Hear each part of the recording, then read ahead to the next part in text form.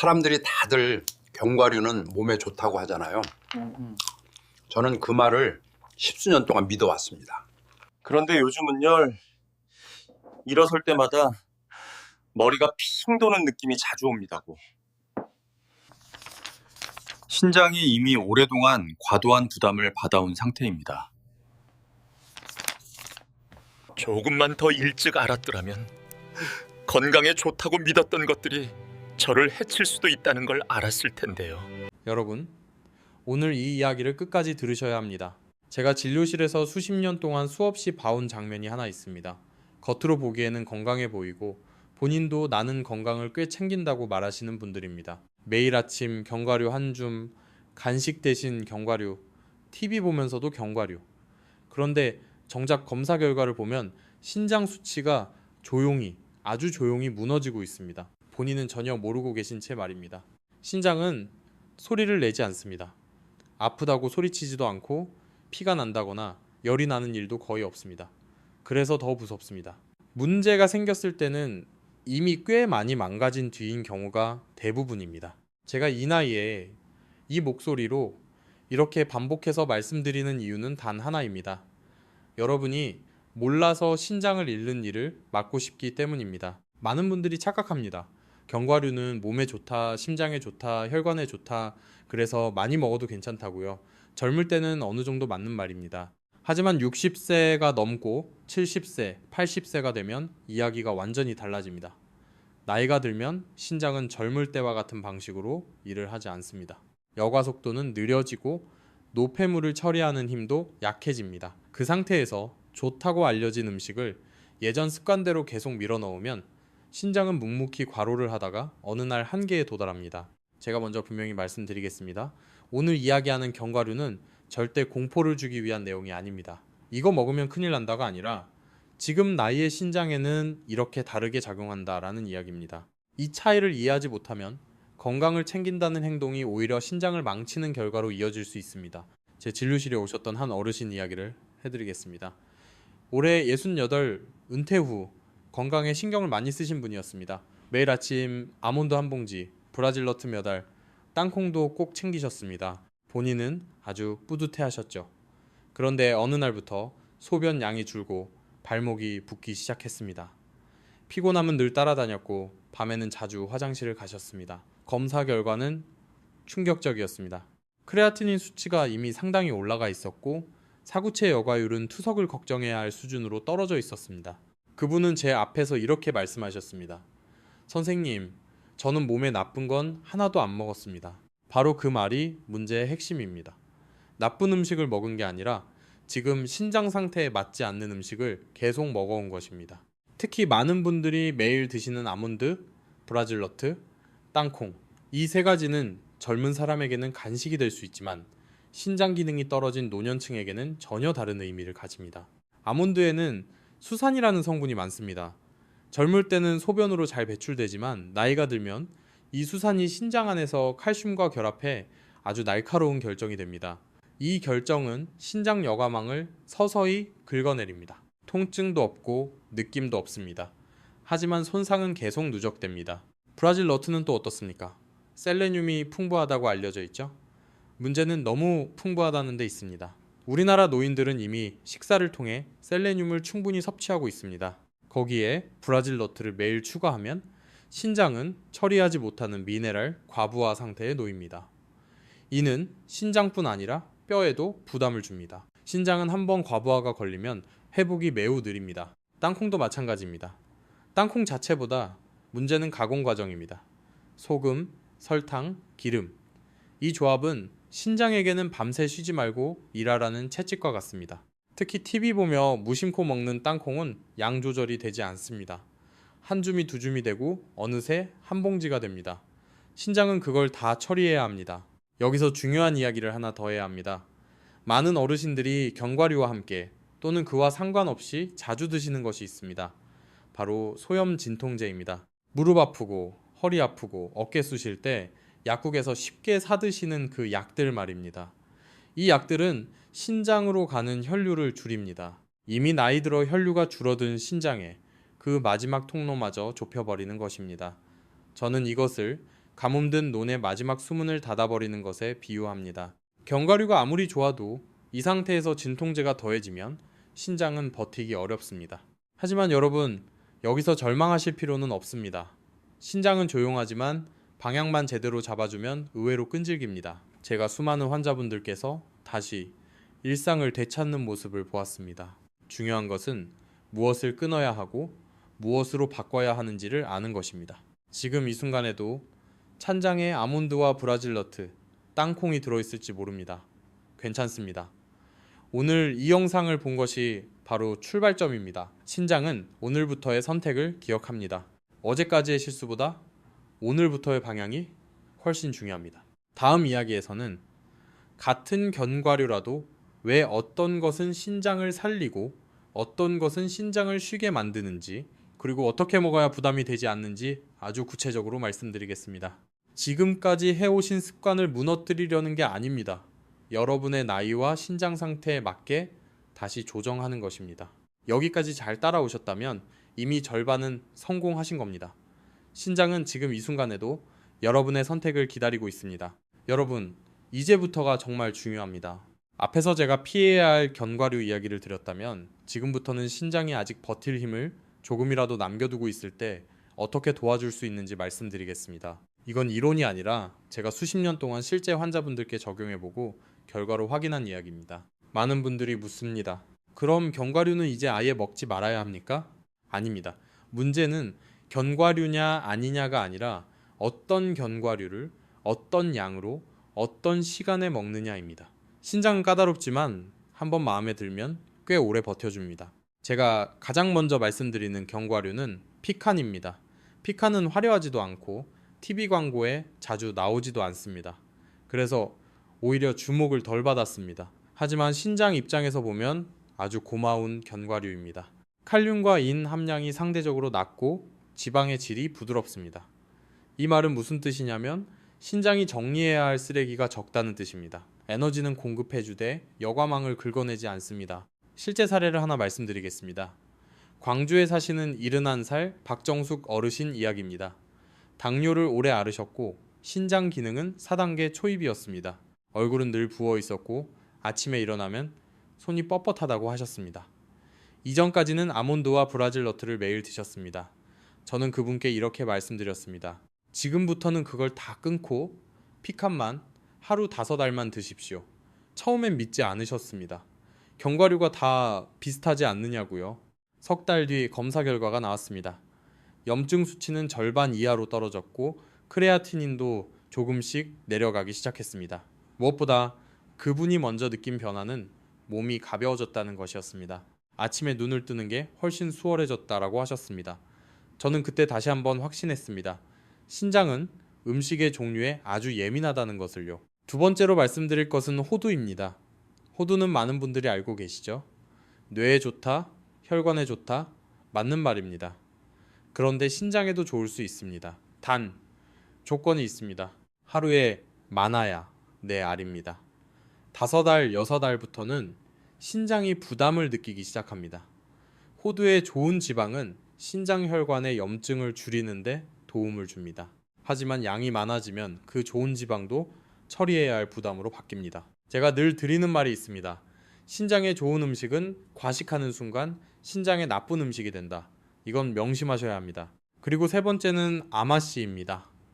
아마씨는 견과류라기보다는 씨앗에 가깝지만 신장 이야기에서는 꼭 빼놓을 수 없습니다. 아마씨는 그대로 씹어 드셔도 되지만 노년에는 가루로 드시는 것이 훨씬 좋습니다. 소화 부담을 줄이고 흡수는 더 안정적입니다. 하루 한 큰술이면 충분합니다. 그 이상은 필요 없습니다. 아마씨는 신장 여과망을 직접 자극하지 않으면서 몸 전체의 염증 반응을 낮춰줍니다. 이것이 신장을 쉬게 만드는 핵심입니다. 여기서 한 가지 더 중요한 점을 말씀드리겠습니다.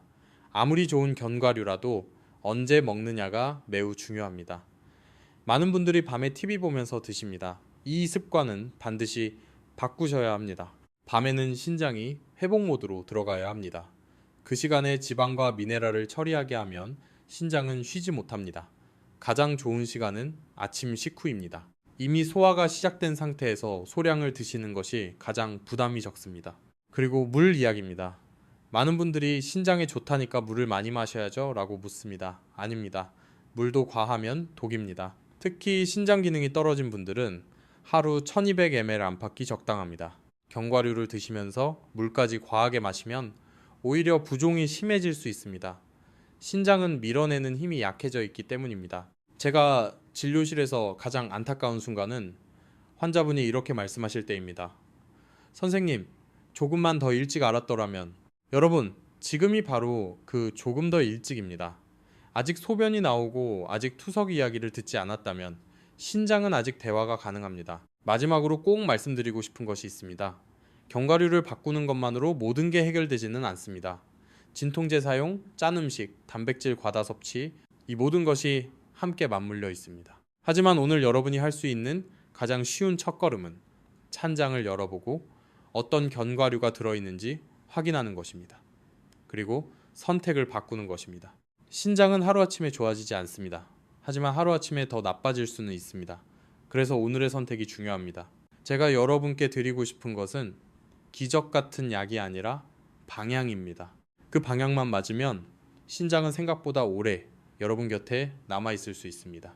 다음 이야기에서는 실제로 투석 직전까지 갔다가 생활을 되찾은 분의 이야기를 더 자세히 들려드리겠습니다. 그분이 무엇을 끊고 무엇을 지켰는지 아주 구체적으로 말씀드리겠습니다.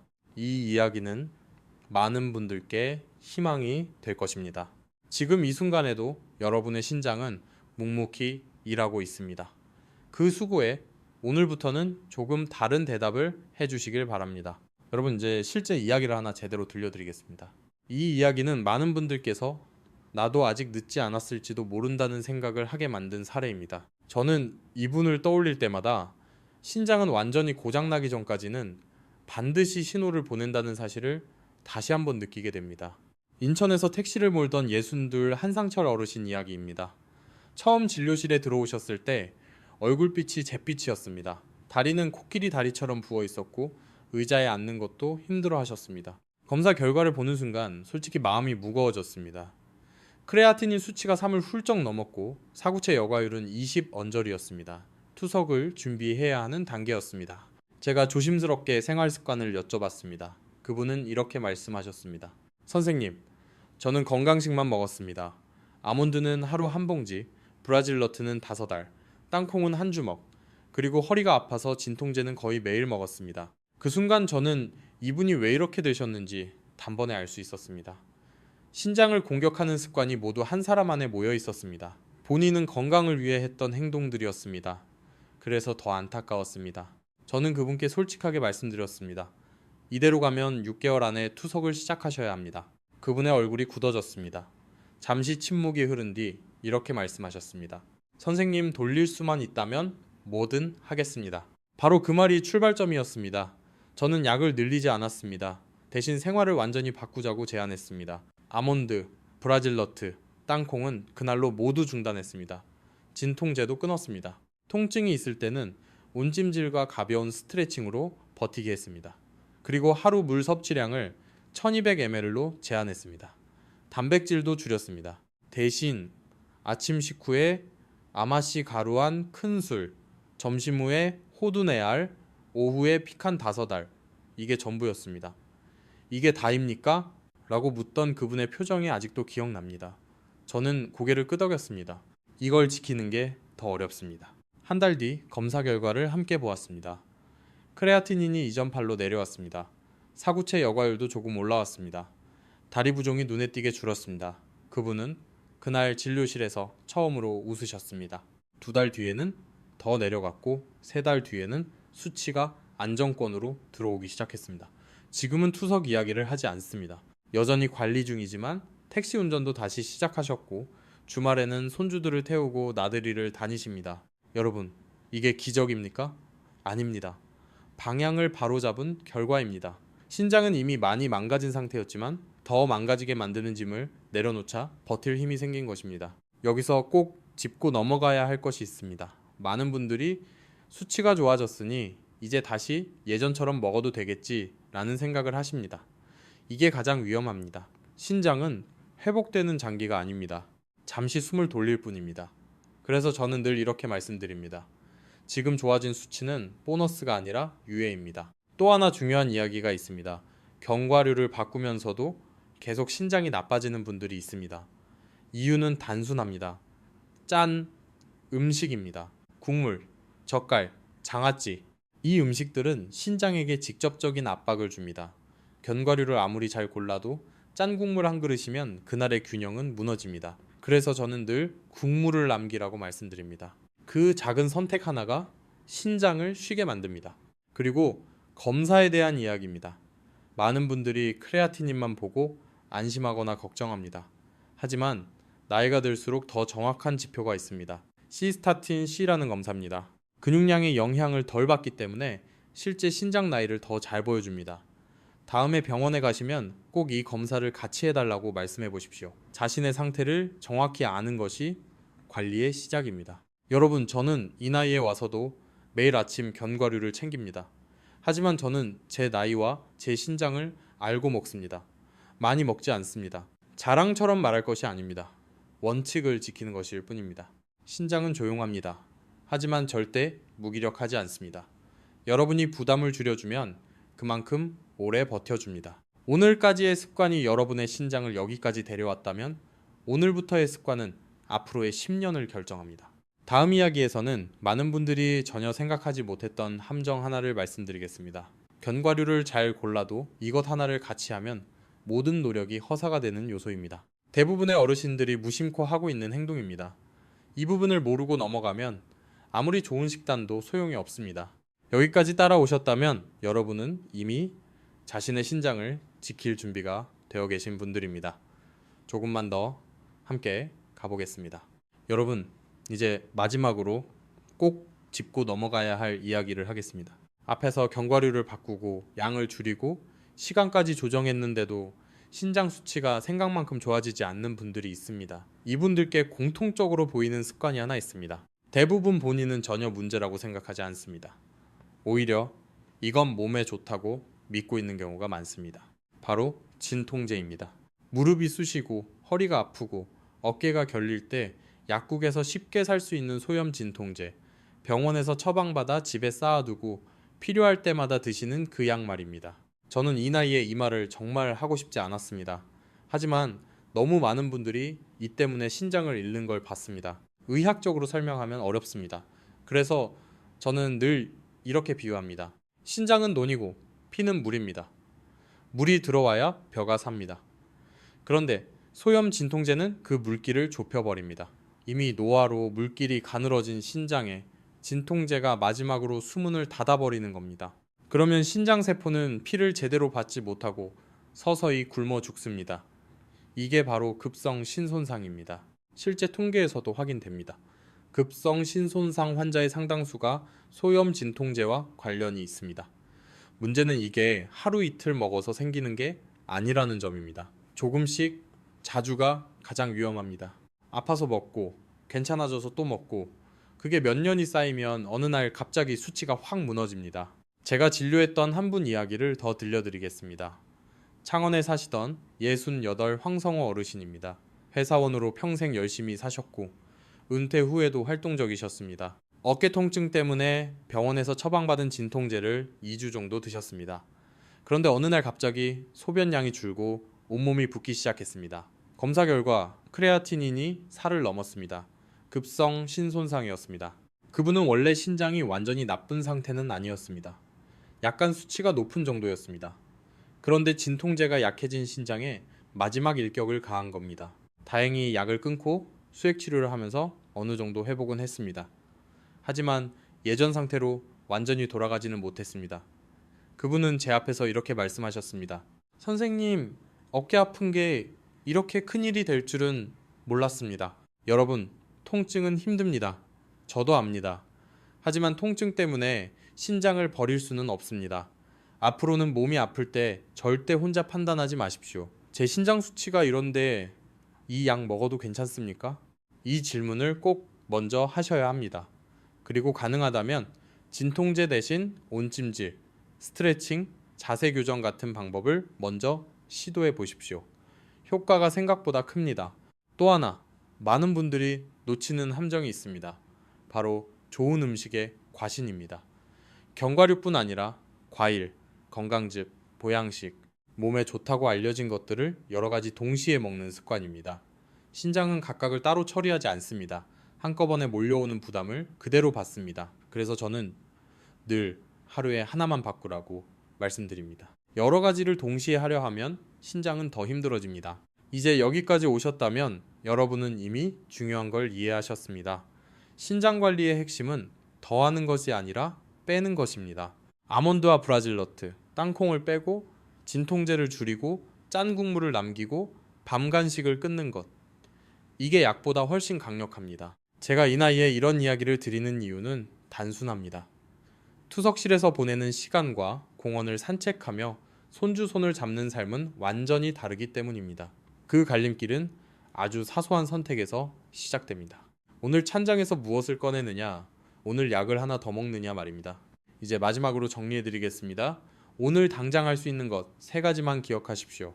첫째, 찬장을 열어 아몬드, 브라질너트, 땅콩이 있다면 정리하십시오. 둘째, 진통제를 무심코 먹는 습관을 멈추십시오. 셋째, 견과류는 아침 식후에 정해진 양만 드십시오. 신장은 한번 망가지면 되돌리기 어렵습니다. 하지만 지금부터 지키면 더 나빠지는 것은 충분히 막을 수 있습니다. 저는 그걸 수없이 확인해 왔습니다. 여러분도 할 수 있습니다. 특별한 약이 없어도 됩니다. 비싼 치료도 필요 없습니다. 방향만 맞으면 됩니다.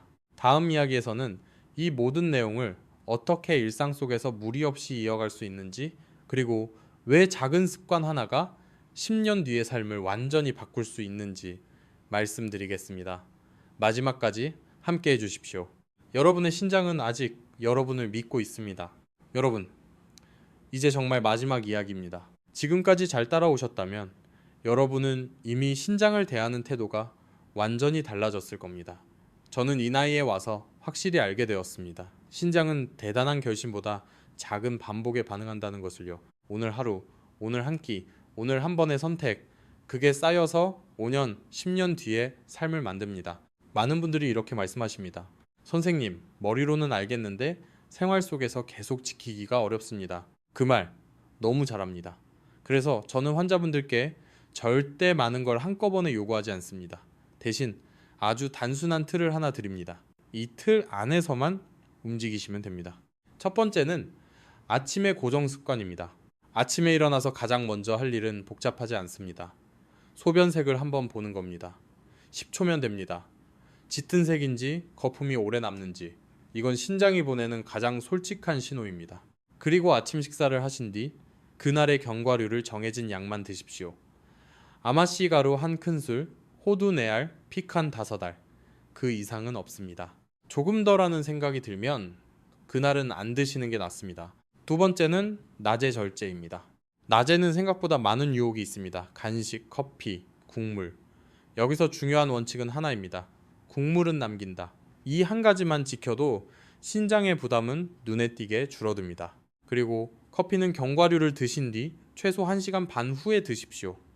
커피 자체가 나쁘다기보다 타이밍이 문제입니다. 신장이 한꺼번에 처리해야 할 일이 늘어나면 바로 피로가 쌓입니다. 세 번째는 밤의 비움입니다. 밤에는 신장을 쉬게 해야 합니다. 밤에 견과류, 과일, 간식, 이 습관은 반드시 끊으셔야 합니다. 밤에 신장은 회복과 정화에 집중해야 합니다. 그 시간에 음식을 넣으면 신장은 야근을 하게 됩니다. 배가 좀 고픈데 라는 생각이 들면 따뜻한 물 한 컵이면 충분합니다. 그 물 한 컵이 약보다 낫습니다. 이 3가지만 지켜도 신장은 확실히 반응합니다. 당장 수치가 확 좋아지지 않더라도 더 나빠지는 속도는 분명히 느려집니다. 저는 이 변화를 수없이 봐왔습니다. 그리고 그 변화를 만든 분들의 공통점은 하나였습니다. 욕심을 버렸다는 겁니다. 여러분, 신장 관리에는 욕심이 가장 큰 적입니다. 이것도 좋다니까 먹고 저것도 좋다니까 먹고, 이 마음이 신장을 지치게 합니다. 신장은 단순함을 좋아합니다. 규칙적인 양, 규칙적인 시간, 과하지 않은 선택, 이 3가지가 맞아떨어지면 신장은 묵묵히 자기 일을 합니다. 제가 진료실에서 가장 감동받는 순간은 이런 말을 들을 때입니다. 선생님, 수치는 크게 안 좋아졌는데 몸이 훨씬 편합니다. 이 말이 정말 중요합니다. 신장은 숫자보다 몸의 느낌으로 먼저 답을 줍니다. 부종이 줄고 아침이 가볍고 소변이 편해지는 것. 이게 진짜 회복의 시작입니다. 마지막으로 꼭 드리고 싶은 말이 있습니다. 신장은 여러분을 배신하지 않습니다. 지금까지 버텨준 것도 사실은 여러분을 살리기 위해서였습니다. 다만 너무 많은 짐을 혼자 떠안고 있었을 뿐입니다. 오늘부터 그 짐을 조금 내려놓게 해주십시오. 완벽하지 않아도 됩니다. 하루 이틀 빠져도 괜찮습니다. 다시 돌아오면 됩니다. 중요한 건 포기하지 않는 것입니다. 여러분의 남은 10년, 20년은 투석실에서 보내기에는 너무 소중합니다. 공원을 걷고 손주손을 잡고 친구들과 웃으며 보내야 할 시간입니다. 그 삶은 거창한 치료가 아니라 오늘의 작은 선택에서 시작됩니다. 제가 오늘 드린 이야기가 마음에 조금이라도 닿았다면 혼자만 알고 계시지 마십시오. 가족에게, 형제에게, 신장이 걱정되는 친구에게 이 이야기를 꼭 전해주십시오. 신장 건강은 혼자 지키는 게 아닙니다. 함께 지켜야 합니다. 그리고 마지막으로 여러분의 다짐을 제가 알고 싶습니다. 더 알고 싶은 분은 댓글에 일 남겨주세요. 여러분의 그 한 글자가 여러분 자신을 지키는 약속이 됩니다. 오늘도 여러분의 신장이 조용히 일하고 있습니다. 그 수고에 오늘부터는 조금 더 따뜻하게 답해 주시길 바랍니다. 끝까지 함께 해주셔서 감사합니다.